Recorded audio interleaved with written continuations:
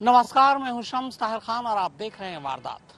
तारीख गवाह है कि जब जब दुनिया के किसी शासक या तानाशाह को यह एहसास हुआ कि वो मात खाने वाला है या फिर उसका मकसद पूरा नहीं हो रहा है, तब तब उसने हमेशा खतरनाक रास्ता चुना।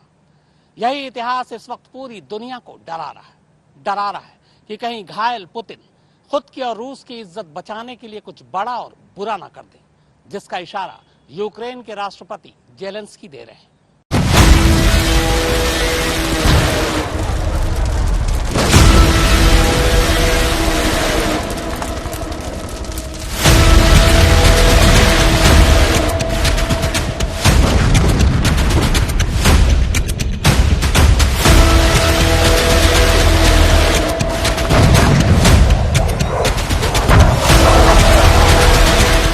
करीब 20,000 फौजियों को गंवाकर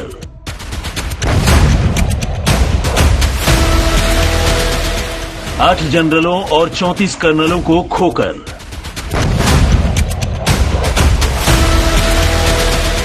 अपने अत्याधुनिक युद्धपोत मोस्कोवा को डुबोकर अपने अरबों का असलहा फूंक कर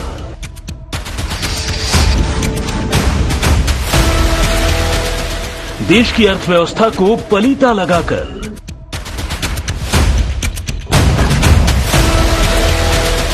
हर मोर्चे पर मुंह की खाकर अब व्लादिमीर पुतिन की हालत कुछ ऐसी हो गई है कि वो इस जंग में किसी भी हद से गुजर जाना चाहते हैं और ये हद न्यूक्लियर अटैक भी हो सकता है।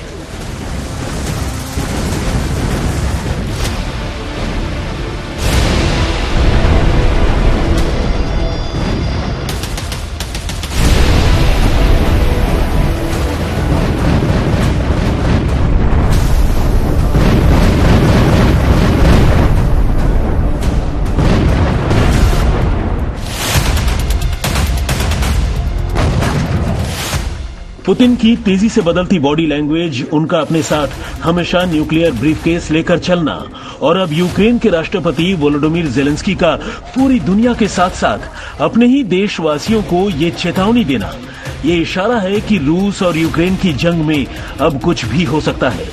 कुछ भी मतलब न्यूक्लियर अटैक भी।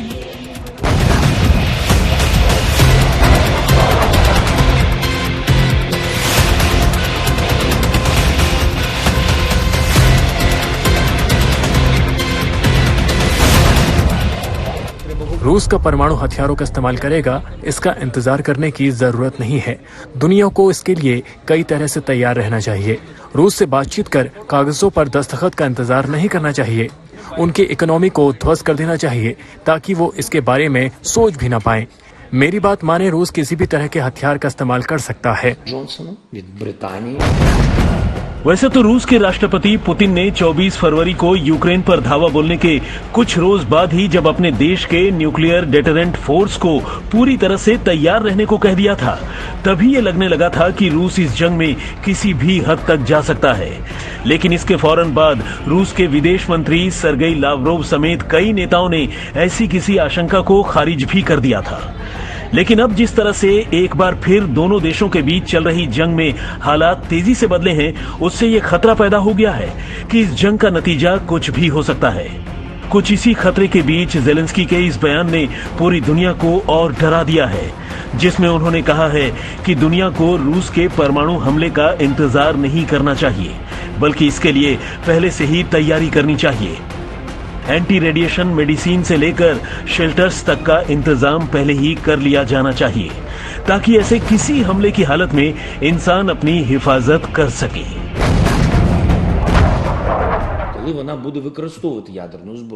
हमें उस दिन का इंतजार नहीं करना चाहिए जब रूस परमाणु हथियारों का इस्तेमाल करने का फैसला करे। दुनिया को इंतजार करने की कोई जरूरत नहीं। दुनिया को इसके लिए पहले ही कई तरीकों से तैयार रहना चाहिए। उनसे बात करने और पेपर साइन करने की भी जरूरत है। उनकी अर्थव्यवस्था को सीमित करने की जरूरत है ताकि वो न्यूक्लियर हमले के बारे में सोच भी न सके। अगर हम उनका इंतजार करेंगे तो वो किसी भी हथियार का इस्तेमाल कर सकते हैं, कोई भी हथियार।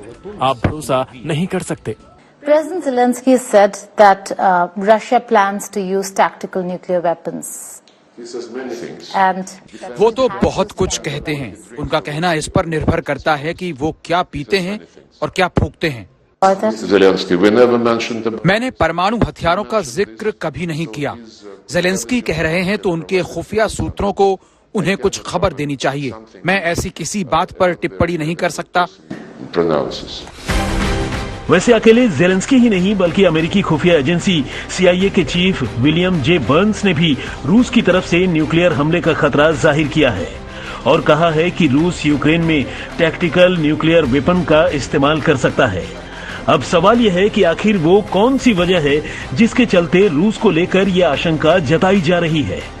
वैसे तो अगर रूस परमाणु हमला करता है तो उसकी कई वजहें होंगी, लेकिन जानकारों की माने तो इनमें 4 वजहें ऐसी हैं जो सबसे बड़ी हैं।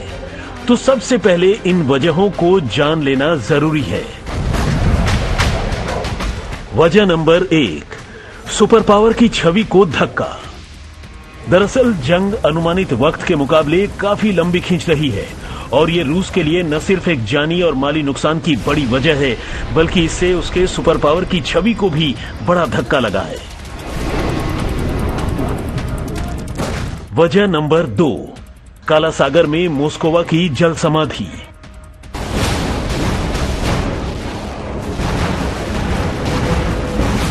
काला सागर में जिस तरह से रूस के अत्याधुनिक युद्धपोत मोस्कोवा की जल समाधि हो गई, उससे भी रूस बौखला गया है। हालांकि इस युद्धपोत की जल समाधि के पीछे इसमें रखे गोला बारूद के विस्फोट की वजह रूस बता रहा है, लेकिन यूक्रेन का दावा है कि उसने अपनी नेपच्यून मिसाइल के हमले से मोस्कोवा को डुबो दिया है और अगर ऐसा है तो रूस का गुस्सा और बढ़ना लाजमी है। वजह नंबर 3, यूक्रेन को मिल रही विदेशी मदद।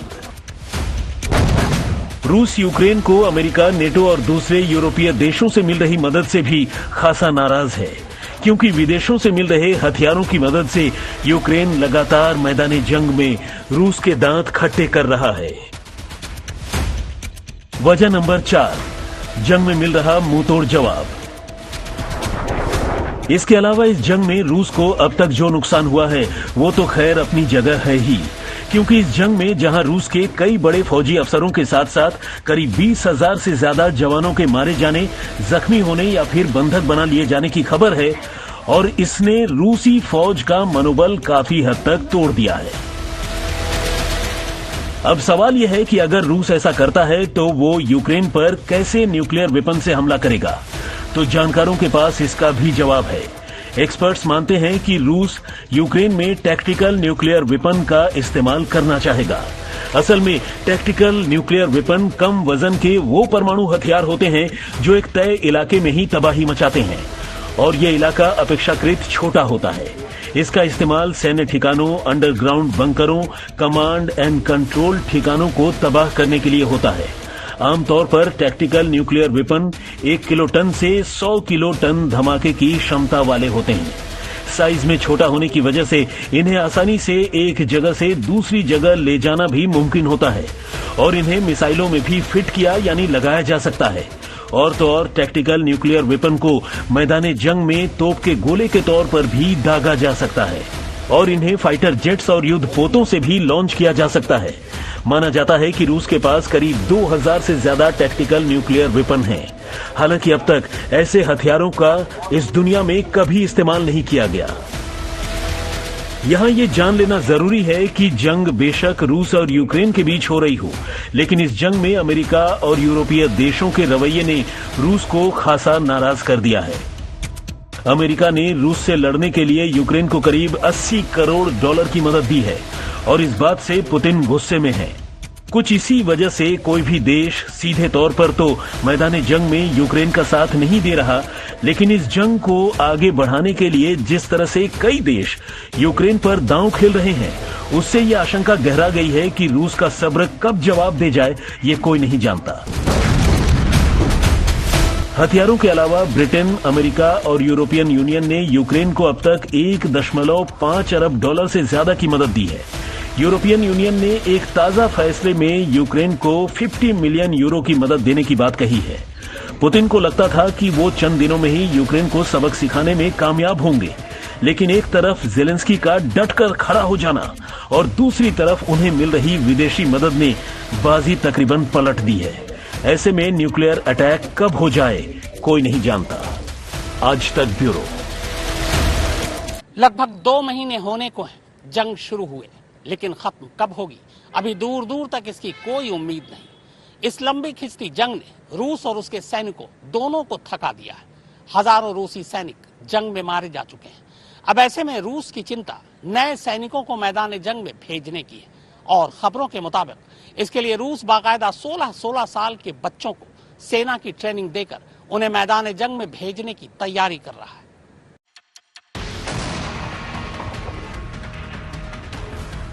यूक्रेन से जंग रूस के लिए भारी पड़ने लगा है। इस जंग में रूस ने न सिर्फ अपने सैनिकों को खोया बल्कि उसने इंसानियत भी भुला दी।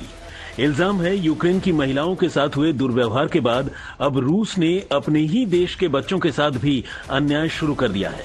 अपने सैनिकों की संख्या बढ़ाने के लिए रूस अपनी सेना में बड़ी संख्या में बच्चों को भर्ती करने की तैयारी कर रहा है।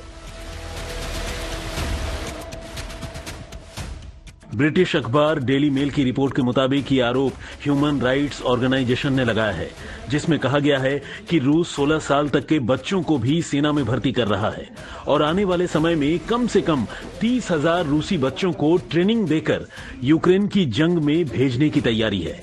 ऐसा करके रूस मारे गए सैनिकों की खानापूर्ति करने की कोशिश कर रहा है। ह्यूमन राइट्स ऑर्गेनाइजेशन के मुताबिक बच्चों को उनकी मर्जी के खिलाफ जबरदस्ती ट्रेनिंग दी जा रही है और जंग में भेजने की तैयारी है। इस ट्रेनिंग में हथियार चलाने से लेकर मिलिट्री और डिफेंस टैक्टिक्स सिखाई जा रही है। यूक्रेन ने कहा है कि ऐसा करना सीधा सीधा जेनेवा कन्वेंशन का उल्लंघन है। कहा तो यह भी जा रहा है कि रूस ने पहले भी कुछ बच्चों को ट्रेनिंग देकर जंग में भेजा है जिनकी जान जा चुकी है। एक रिपोर्ट में यह बताया गया है कि युद्ध में कुछ ऐसे सैनिकों को देखा गया जिनकी तैनाती वहां नहीं होनी चाहिए थी।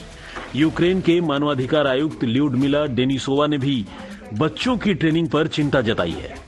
सूत्रों ने दावा किया है कि रूस ने डोनेत्स्क और लुहांस्क में बच्चों की भर्ती शुरू कर दी है। ल्यूडमिला डेनिसोवा ने कहा है कि इन दोनों क्षेत्रों के अधिकारी अवैध तरीके से रूसी पेट्रियोटिक क्लब के बहाने बच्चों को जंग के लिए तैयार कर रहे हैं। यानी अब जंग में पुतिन बच्चों को शामिल करने से भी नहीं चूक रहे, जिसकी वजह से अंतर्राष्ट्रीय स्तर के मानवाधिकार संगठनों की चिंता बढ़ गई है। आज तक ब्यूरो।